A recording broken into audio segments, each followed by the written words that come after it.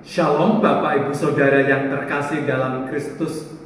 Kita jumpa dalam lawatan hati GKI Residen Sudirman, Surabaya. Kali ini kita sampai di episode 369 dengan tema Kasih di Tengah Luka. Sedangkan bacaan Alkitab diambil dari 1 Petrus 2 ayat 24 yang berbunyi demikian. Ia sendiri telah memikul dosa kita di dalam tubuhnya di kayu salib, supaya kita yang telah mati terhadap dosa hidup untuk kebenaran. Oleh karena bilur-bilurnya kamu telah disembuhkan. Bapak Ibu Saudara yang terkasih, luka dan penderitaan adalah bagian yang tidak dapat terhindarkan dalam perjalanan hidup seseorang. Siapapun termasuk kita dapat mengalaminya. Kita bisa terluka atau mengalami luka batin karena penolakan, pengkhianatan, fitnah, ketidakadilan, kehilangan, dan lain sebagainya, yang semuanya dapat merobek atau melukai hati kita. Ada kalanya kita dapat menerima kenyataan pahit tersebut, namun ada kalanya kita tidak siap menghadapinya. Sehingga pada saat yang kelam tersebut, kita bertanya-tanya, di manakah Tuhan? Apakah kasih-Nya masih ada bagiku? Bapak Ibu Saudara, dalam ayat yang kita baca di 1 Petrus 2 ayat 24, menggambarkan bahwa Yesus adalah pribadi yang penuh dengan luka dan akrab dengan penderitaan. Dia ditolak oleh miliknya atau umatnya sendiri. Dia juga dikhianati dan disangkali oleh muridnya. Ia disiksa, bahkan sampai mati disalib oleh orang-orang yang dikasihinya. Mengalami kenyataan pahit seperti itu, pasti Yesus mengalami banyak luka, baik secara fisik maupun batin. Walaupun demikian, ia tidak membalas kejahatan mereka, dan justru ia mengasihi mereka.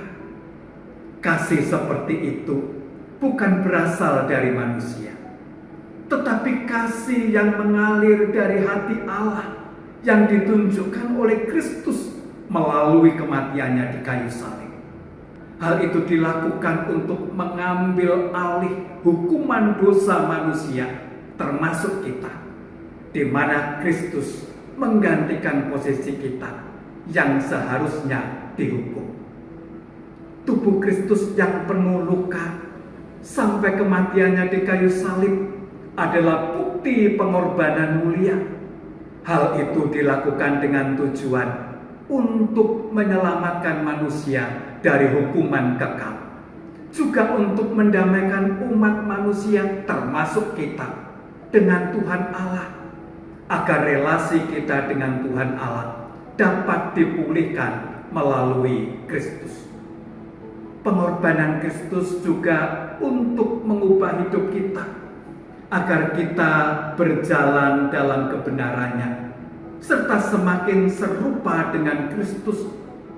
Untuk itu, bagi kita yang sudah menerima karya pengampunan Kristus, kita dipanggil untuk mati terhadap dosa dan hidup bagi kebenaran Allah.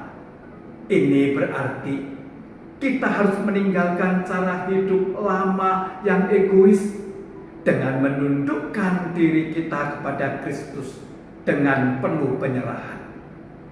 Kita juga dipanggil untuk menghidupi kasih Kristus. Itu berarti dalam menjalani kehidupan sebagai umat percaya, kita juga harus mengenakan kasih Kristus dalam kehidupan sehari-hari. Bisa saja kita mengalami luka dan kepahitan yang disebabkan oleh fitnahan dan kebencian dari orang lain kepada kita, atau penolakan bahkan pengkhianatan yang dilakukan sesama umat Tuhan kepada kita, maupun perilaku tidak adil yang menekan, mengucilkan, serta memusuhi kita. Semua itu membuat luka batin dan kepahitan hidup. Dan belum lagi dengan persoalan dan pencobaan yang datang silih berganti yang siap menerpa kita, di mana hal itu juga dapat menimbulkan luka dan kepahitan hidup. Dalam kondisi seperti itu, bagaimana sikap kita?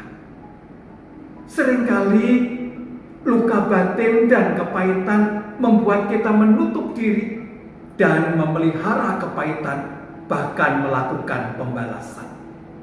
Namun Kristus memanggil kita untuk menyerahkan perkara kita kepada Tuhan, seperti yang Yesus lakukan di atas kayu salib ketika ia berkata, "Ya Bapa, ampunilah mereka, sebab mereka tidak tahu apa yang mereka perbuat."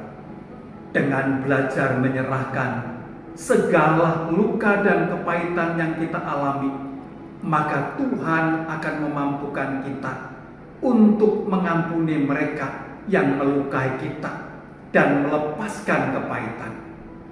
Dan di sanalah kita akan menemukan pertolongan Tuhan.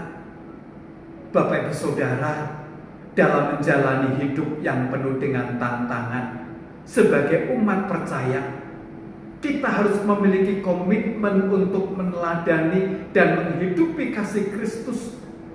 1 Korintus 13 ayat 4a mengatakan, kasih itu sabar. Sabar ketika kita difitnah. Kita harus sabar ketika ditolak. Kita harus sabar ketika dibenci, diperlakukan tidak adil, bahkan dikhianati. Kesabaran seperti inilah yang membentuk kita sebagai pribadi yang kuat dalam beriman kepada Kristus. Walaupun kita terluka, namun kesabaran itu juga yang memampukan kita mengasihi orang yang memusuhi kita. Oleh sebab itu, jadikan kesabaran Kristus sebagai teladan bagi kita semua. Kiranya Tuhan Yesus memberkati kita. Amin.